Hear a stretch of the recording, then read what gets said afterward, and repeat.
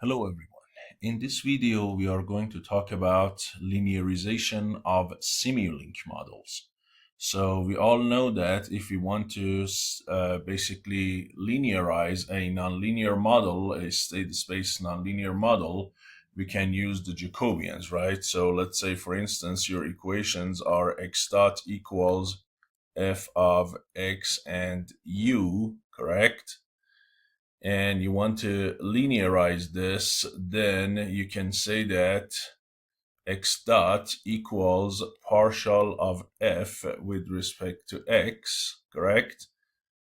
At the operating point, whatever you want to call it, x0 or x star times x minus x star, correct? You're using the first order Taylor terms, and then plus this is like partial of f with respect to u, again at the operating point. And so this is at x0 and u0, right? And this is similar at x0 and u0 times u minus u0 or u naught. Okay, and then you can call basically this guy like your A matrix, and you can call this like your B matrix. So you can linearize the system, right? By calculating the first order derivatives through the Jacobians. Now, this is when this f is explicitly given to us, use the Jacobians. But sometimes what I provide is just a Simulink model to MATLAB, and then I use the command linearize, which we'll see. I use this command, and this command is able to give me a linearized version of the Simulink model. It gives me matrices A, B, and also it gives me matrices C and D. Okay, so how does it do that? If all I give it is something like this, which in this case, you'll see it is, for instance, representing this nonlinear mass spring damper system, then how does Simulink decide what is input, what is output, what are the states, and how to find these matrices A, B, C, and D? Because I'm gonna run you a demo first so you can see that. So here, look, this is my model. This is the nonlinear mass spring damper system. This is the input to the system, which can change, right? So the input is 1 for 20 seconds, and then after that it goes to 0. So I use the switch block here to represent that. And then all I do here, I go into the system. First, I get the operating point of the system. I get the x0 and u0. Then here I have to define the input and output. So that I have to define for the system. But then when I say linearize that model with this IO, input and output, how does it determine these matrices A, B, C, D? How does it find what the states are? And once I have that, of course, I can, for instance, show the step response of the basically the linearized system, right? And also here, I can export the output here, which is in response to the step function, of course, and I can show the step response of the nonlinear system, right? So I can put them side by side, see if the step response of linearized system and nonlinear system are any related or any close or something. So let me show you here. I run this code, and here you can see the response of the nonlinear system versus the linear system, right? And of course, they are not exactly the same. They should not be, especially the initial conditions are not the same.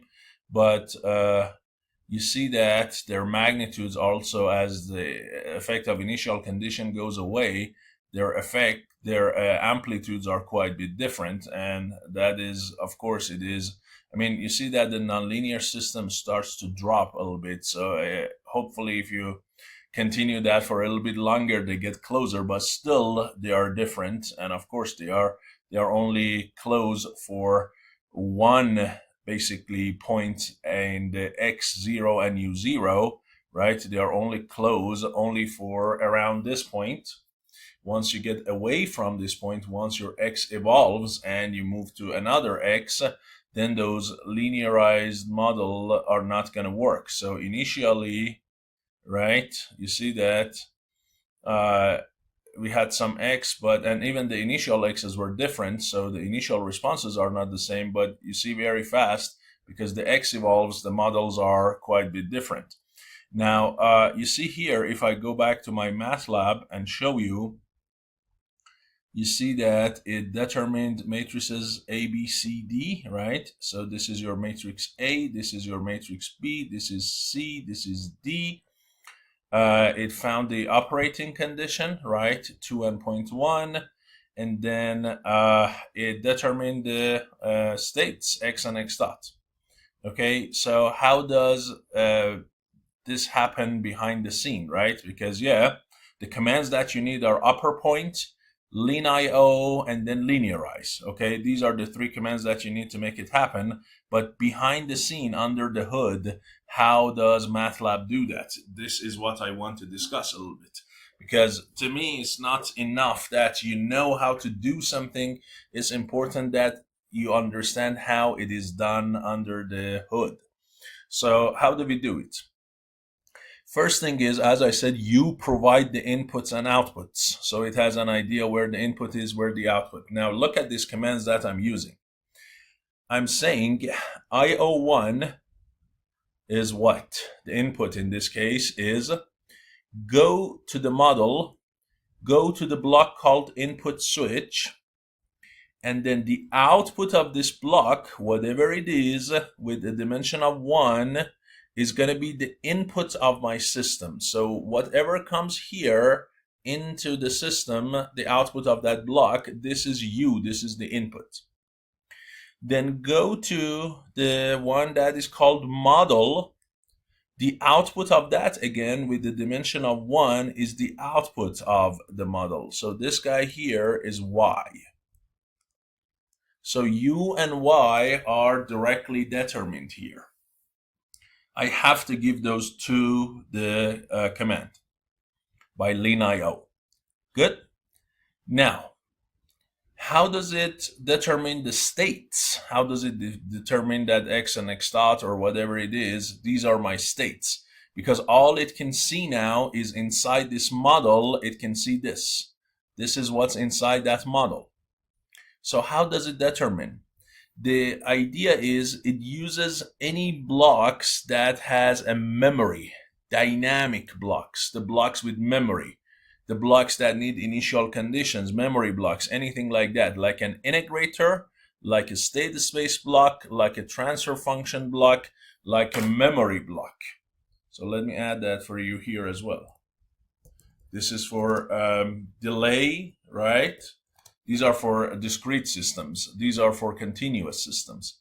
So the blocks that need memory, they are dynamic blocks. These are the blocks that it focuses on, it finds them, and then right after those blocks, it creates a state. So it says, hey, look, I found one here and one here. So whatever is right after this, I am going to call it one of my states, and this one, I call it the next state. And here, initially, I called these blocks, they were called integrator and integrator 1. So if you came to this model, and if you came to the result of this, when I was showing the state names of my linearized system, here it showed integrator and integrator 1. Their names was those. But then I came back to my model and I changed the names of these to x dot and x. So if I, let's say here, if I change them to this, look. Okay, so I change them to that and I go back and rerun this code. Look what happens.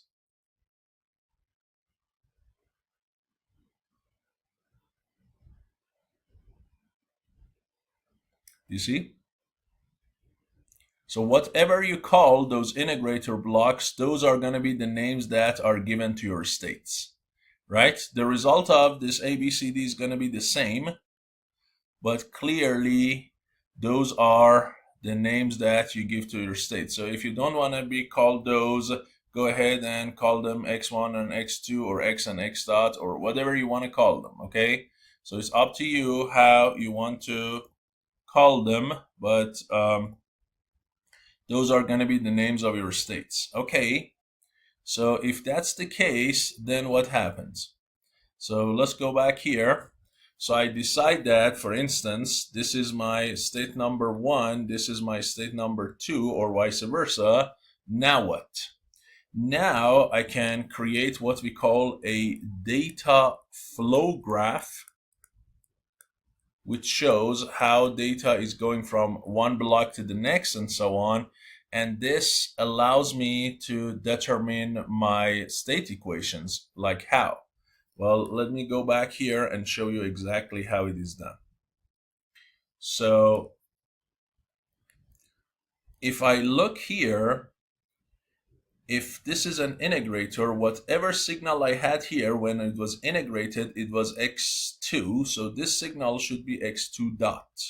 So the integral of that is x2. But if you look, x2 dot here is the same as x1. They are the same wire. So my first equation is x1 equals x2 dots. And if you saw in the model, they were kind of backwards. So this one was x1, this one was x2. So that was x2 dot equal x1 dot was equal to x2. It's completely up to you. If you want to stick to our control notations that we always use, let me call this one x1 and let me call this one x2. This way, we kind of, this is more familiar to what you learned in controls. So x1 dot equals x2, right? So that's my first equation, right? And then what? Now, what about x2 dot? This signal here is x2 dot. Now, how is x2 dot made? It is made by this gain 0.5 times this signal. So x2 dot equals 0.5 times something. What is the something? The something is this signal 1, and remember 1 was the signal that was going into the system, and that was u. So it is u, and then minus what? 3 other signals. So this one is taken care of. Let's go to the other one. What is this guy here, which is negative? It's this x2 is squared and then multiplied by 0.4 negative. So negative 0.4 x2 squared. Yes? And then what? Let's say, for instance, so I got this signal, I got this signal. Now I go over this. What is this one? If you look, this is 10 times x1 negative. And finally, I want this signal. What is that?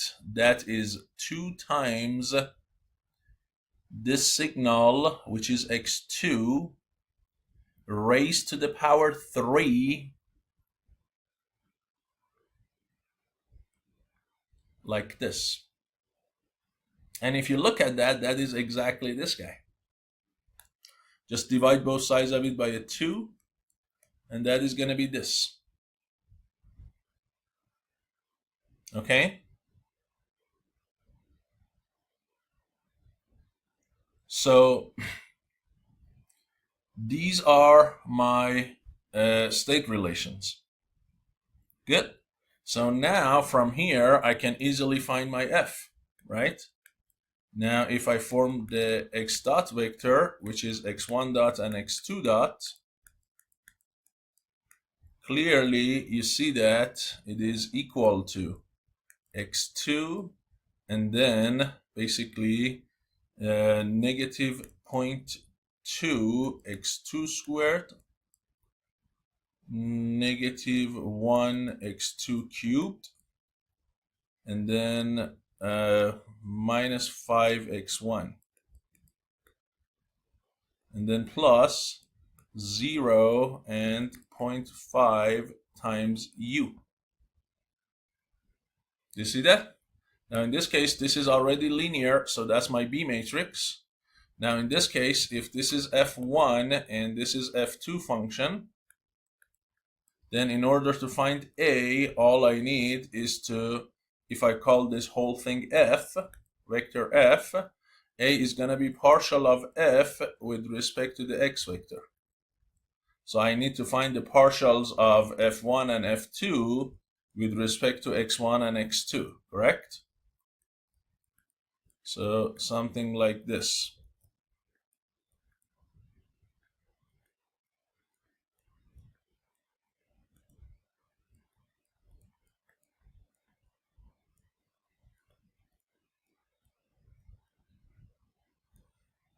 And once I have that, guess what? I have my matrix A. And that is exactly what you have over here. So here you have your matrix A, you have your matrix B, and then I'll show you how to find matrices C and D. So how do you go about C and D? Well, that's very easy from this top graph and the way that you define U. And so if you look at Y equals what? Y equals the output of the system. And what is the output of the system? If you go and look at it, that's x1. So Y equals x1, right? And this is equal to C times vector x plus D times U. And for that, this C should be 1 and 0, and this D should be 0 because there is no U here, and this only involves x1, not x2. And that's it, boom, done. So this is extremely easy, right?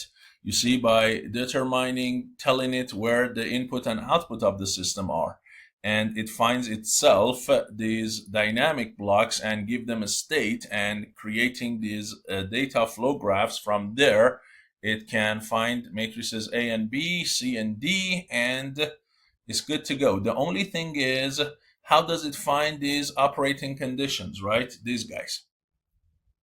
And there are different ways to do it, but actually this command linearize goes with the simplest thing possible. It uses the initial conditions of these integrators. So basically it says my operating conditions are these. Very simple, okay? It's not always necessarily correct, and you can see that here, okay?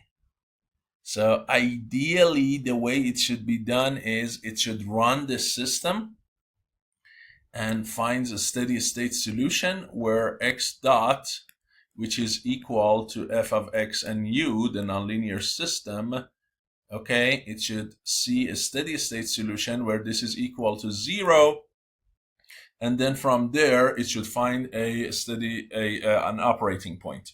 But it doesn't typically do that, and simply goes with the initial conditions, which is like the simplest thing. So this is behind the scene how this whole program is working and how I get to linearize this system. As I said, this result here, this is steady space. This is an object, right? So if you want, you can see the whole thing. Okay, right? You see, it is basically, it has matrices A, B, C, D in it, but it has a lot more properties if you want. Okay, for instance, it has the state name, the state path, the units, right? They are not mostly defined probably here. The time units, right? The sampling grid. It has a bunch of information. For instance, if I want to know the state unit, all I need is to say, hey, give me the state units. And you see, they are not defined, okay? There is nothing for them. Or I say, give me the state path, right? And you see exactly these are the states, x and x dots. Okay, so you can specify some of these things for it. If there is delay, you see it did not find any delay. So input delay, output delay, they are all 0. There is no internal delay also as well.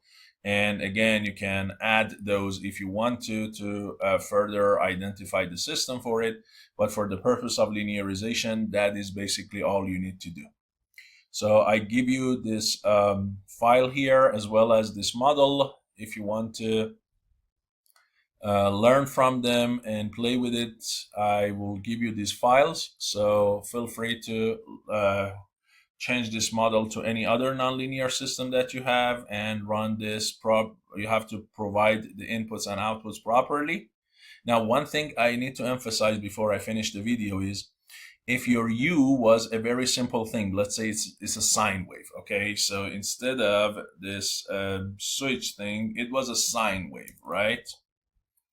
Well, if it was a sine wave and you want to directly connect it to your system, then because this is not a block, this is not a subsystem, you cannot define it as an input. So where you go here and say, hey, the output of this subsystem is the input of my physical system, you see here, you need to have a name of a subsystem, okay? And in this case, this is not a subsystem, this is only a block. So if you want to do that, go ahead and add a subsystem here. Put this inside the subsystem. Get rid of that. Put it in the subsystem. And call this U or input or whatever. And now you can say now the signal coming out of this U block is my input. Okay, this way you can define it. So make sure your input and output are into and out, or out of both. They are out of some subsystem, right? This is the output of this one. The output of the system is the output of this model here, okay? Do not use a single block. This command is not going to be happy, this command linio. So hopefully the video was useful to you. I'll see you in the next video. Thank you.